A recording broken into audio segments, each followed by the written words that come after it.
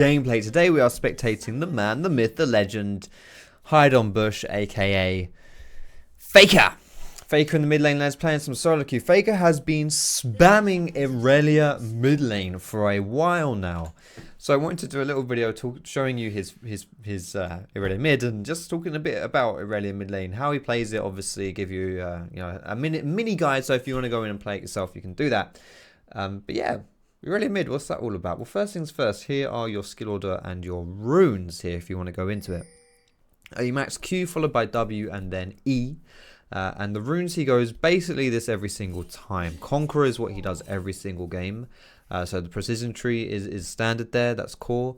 And secondary, he does this most of the time as well. I think a lot of mid laners that are melee do this. I saw yesterday when Kira from Gambit was playing versus Flash Wolves. He was playing Kassadin mid. And he went those secondary talents as well in the resolve tree, just to give yourself a bit of an easier lane phase. For your item build as well, guys, you want to start with the corrupting potion. And then Triforce Rush into Styrax Gauge second. So that's what you do. Now, what's important to note about the way you play Irelia mid or just Irelia in general is basically what you're seeing here, okay? I'm going to rewind this play shortly after. He's got 2 seconds on his Q here. He's not going to keep chasing, though. A bit risky. Doesn't have bot lane priority. But look at this here. So, Faker, his corrupting is stacking up here. Oh, his Conqueror, sorry, is stacking up. He's about to hit Conqueror, and when he hits Conqueror, he's going to get a bunch of extra damage. But also this Ionian Fervor gives her on-hit damage and extra attack speed as well. So he's going to reach maximum stacks. There you go. Maximum stacks of Fervor, which is 4. So she's got loads of extra on-hit damage, loads of attack speed. I believe 4 stacks is max, right? Yes. And then the Conqueror as well. So she synergizes the passive with the Conqueror for those trades.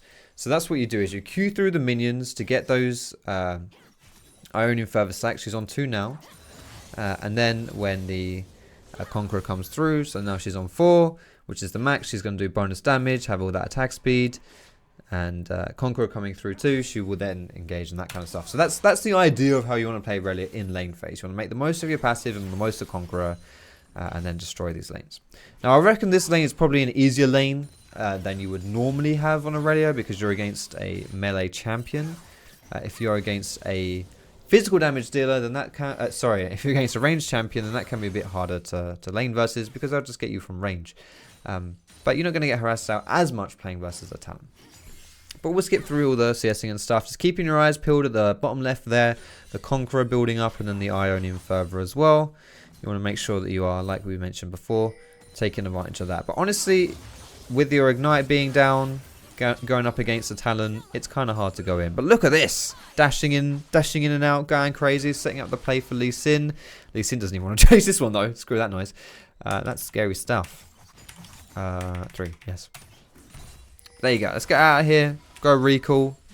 Oh, not quite. We're going to actually CS here for a little bit. She's also playing versus Mundo, the most broken jungler in the world. Come on, Faker, mate. Get out of here, bro. Oh, here comes the Singed lane gank. Oh my goodness, is that a flash? Okay, well, he flash gooed the town. Fair enough. Alright, one more wave and then we can finally go home. Nice, level 6, boys. Alright, first item, Phage. Like we said, it's your Triforce is going to be the first one. You can go Sheen as well first if you want to, because that just means that when you're dashing in and out with your Q, that you do extra damage with that Q. But Phage is better overall. The better, well, the stats you get from Phage is better. But whether or not you want that extra damage on your Sheen is up to you. Look at that, holy crap. Anyway, here comes the roam. Talon's bot side. Irelia wants to come in here. Alice is going down. Kai'Sa is soon to follow. And then Lee Sin. Gotta be careful here. I don't know whether Faker can do anything, but Faker's feeling it, boys. He's feeling it, okay? They know he's there. They know he's there. I don't think Faker wants to be here, honestly. Alright, that's the ultimate. He's going in. Holy crap. I'm just gonna slow this one down here. He's going in onto the Soraka. Focus Soraka first, if you can. Focusing Soraka gives you... takes off the healing. Mundo dies to the tower. Faker, mate, you're inting. Faker ints. Almost get the striker as well. But do they save the tower? That is the important question. I'm going to go ahead and say probably not. No. Kill surprise. Alright, we're out of there, boys. Faker died. Rest in pepperoni's Faker. Has he got his sheen? Nope, but he's going towards it now. He's got boots and a sapphire crystal. So I want to see a bit more how he plays the small skirmishes, how he prioritizes his lane and stuff. I feel like roaming around, from what I've seen of him play, he does like to roam around quite a lot, but Triforce champions tend to be quite Triforce reliant. So before you get that Triforce, you've got to be a bit careful. Oh, he fouled the Q there. That's unfortunate. Alright, Alistair's ganking top side. Talon's on his way as well. Alright, rest in pepperoni's there, mate. Faker staying mid. Get some of that juicy farm. He's actually pretty high up on farm here. Alright. Ooh, I was wondering whether he would fill that one. He's not filling it though. Is he going to get a blue buff? Really? That seems a bit extreme, but fair enough. He gets blue. Okay. Alright. I mean, if Faker asks for your blue buff, what are you going to say? No? Like, really? You actually going to say no to him? I don't think so. Alright, let's get through here. I'm really interested to see how he plays fights as well. I want to see whether he actually goes for these small skirmishes and stuff. That's a really interesting combo, by the way. The one he did there is he charges up his W and then fires it at minions to get them low enough so he can dash them all with his Q. Oh, boy. A lot of early farming here, but his team is 2,000 gold down. He's really going to need to whip it out, isn't he? Dash, dash. Doop, doop, doop, doop, doop, doop, doop, doop. There you go. Beautiful. Alright. Sheen. Ninja Tabby. I respect the Ninja Tabby. It's a full AD team. Apart from Mundo Q. Alright. There's the ultimate. Look at this. I'm not going to go in on that one. Alright, well that was something. Didn't quite feel that one, lads. Come on, Faker, mate. Your team sucks. What are you gonna do? He's playing so passive, man. He's really, really respecting. I think this in itself tells the story of his team really, really wants to. Well, he really, really wants to play around the Triforce. He really needs that Triforce. He wants that power spike. He needs it. So he's not going too aggro until he can afford his Triforce, basically.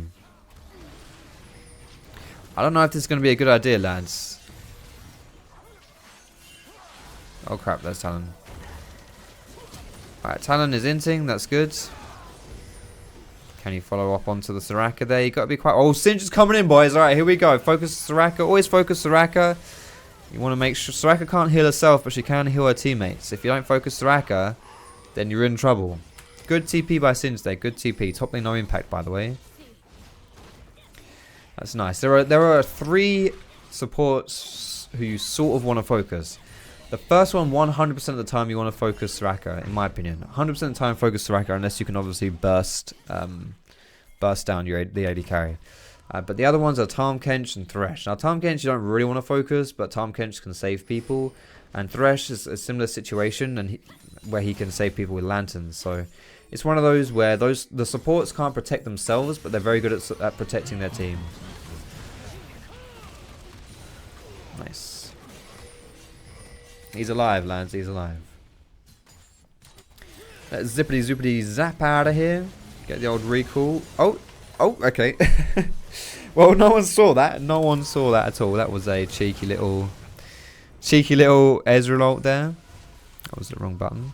Don't know how I did that, but whatever. There he is. He's alive, and now has he got Triforce? Can he afford it? Come on, mate. He's waiting for Triforce. He's waiting for Triforce. There it is. He's got Triforce. Okay. Now he's sorted. We'll see whether or not he decides to go more aggro here. There you go. He jumps in. Gets the ultimate down as well. Misses his little stun, but that's fine. And this is where it really comes in here. He's got Conqueror going through. He's got his passive going through as well. Look at that damage. You can't get away from that. All he's got is Triforce as well. Like, he's so bloody strong.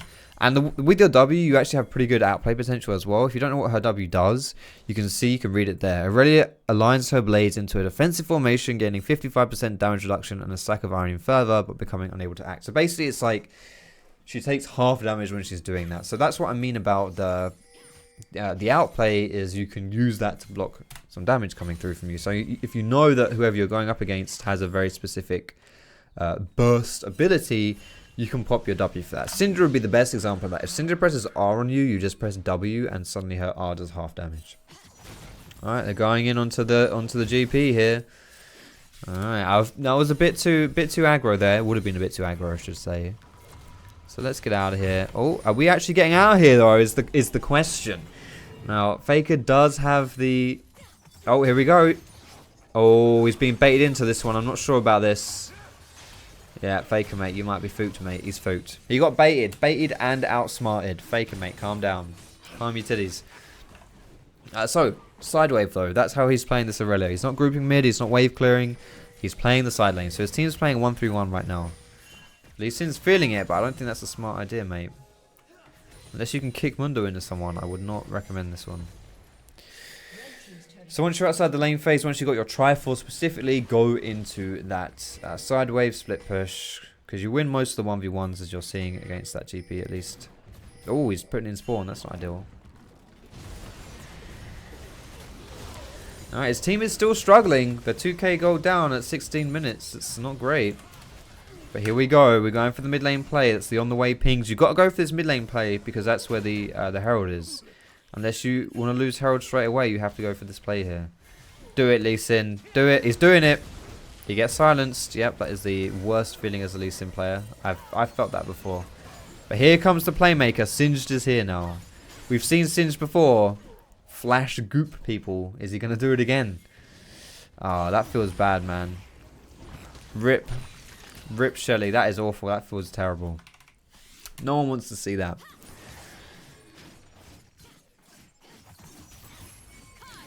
Alright, where you going now, mate? Where you going? Oh, that's a Talon. Irelia into Talon, he should be pretty good here. Unless Talon bursts Irelia, he should be fine. But the Irelia has the W, right? So shouldn't get burst down. But here we go. The play's starting. Mundo doesn't get caught. It's impossible. Oh, look at that ultimate. That's crazy. Flinging the Ezreal into it. For focusing the Soraka like we mentioned. You want to focus that Soraka. Get her down. Conqueror's kicking in here. Ionian Fervor's kicking in here as well. Look at that damage. What the hell was that? Oh, yep. Just going to pop him out of there. Say sayonara, mate. Good night. Get Mundo somehow eventually. And there you go. That ultimate is crazy. That is such a good engage tool. Just put in that. If you walk through those circles, it's like walking through a thresh box that it does this thing called disarming, and disarming makes it impossible for you to attack. Like, what the hell? It's like a silence for auto attacks. It's nutty. Disgusting. Alright, good stuff. His team is clawing back into this game, boys. He is, again, still going for that Sterax. That's the core build he does every single game. Triforce into Sterax. After that, it's sort of situational, but things like GA is just pretty standard, like what you would expect really out of an Irelia. Nothing too fancy. But, you know, you can go for more defensive items there as well if you want to. But Irelia, I feel like Irelia is very much more focused towards being an offensive champion than anything else. Like, she's really good at being offensive, almost like an assassin to an extent. Alright, there's the ultimate engage. Look at that damage. Holy crap. Striker's getting caught there as well. You can just dash as many times as you want to, basically. The Conqueror coming through. Bloody hell, Faker. Now, what's that going to be? A mid inhibitor or a Baron? I personally would like to see a Baron here because I think GP is very good at wave clearing. So it's kind of hard to siege versus GP, but it's a lot easier if that happens. if he just dies, then yeah, I guess that's fine. Hey, where's Talon? Oh, he's waiting. He's waiting. Da-dum. Yeah, they're not going to face check him though. I respect that position. He fancied that one. Not quite working, but he fancied it. So there is the Sterax. What's he going to get next? He is building into that Guardian Angel. Like we mentioned, he loves doing that shit. The madman. Very hard for him to die, honestly, when you engage. You've got the disarm from your ultimate. Oh, he's dashing. He's feeling it. Look at that damage. That is ridiculous. His team's coming in to help him. Oh, there comes Talon. She's almost got her ulti, but not quite. Dashing around using the minions as well. It's an interesting way to play against Talon. Dead. Soraka. Not dead. But here comes Irelia. Oh my goodness, how'd you kill that guy? Soraka dead. Mundo dead. Conqueror is really crazy on her actually. That is ridiculous. The on-hit damage she has with her passive and Conqueror, that is really, really nutty. Alright, I don't know what you're doing, Faker, mate, but you gotta be careful. You know what? That's fine. Oh, whiffing the ulti. No one likes to see that.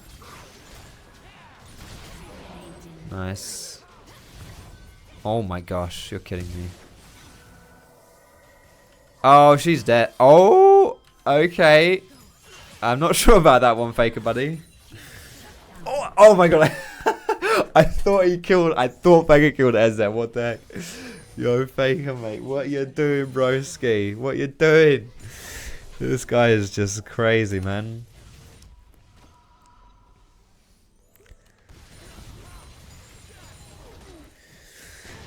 Alright, let's skip forward here a little bit. He's back on board, lad. He's back on board. What are you going to do here? Obviously, Baron is the biggest one that you want to be taking here. You either want to group and take the mid inhibitor or go for the Baron.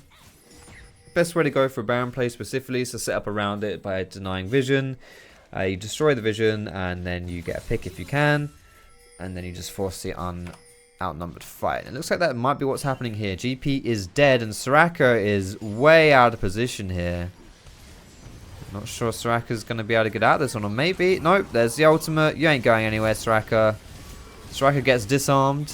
I don't know how Talon died there, but Talon died somehow.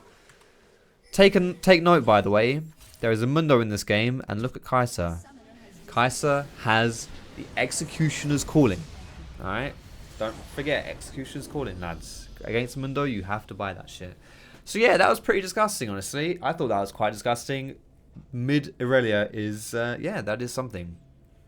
Considering they were actually really far behind this game for, I think, they were behind even at like the 17-minute mark or something like that. And then they just won at 25 minutes. That's, yeah, that's impressive, honestly.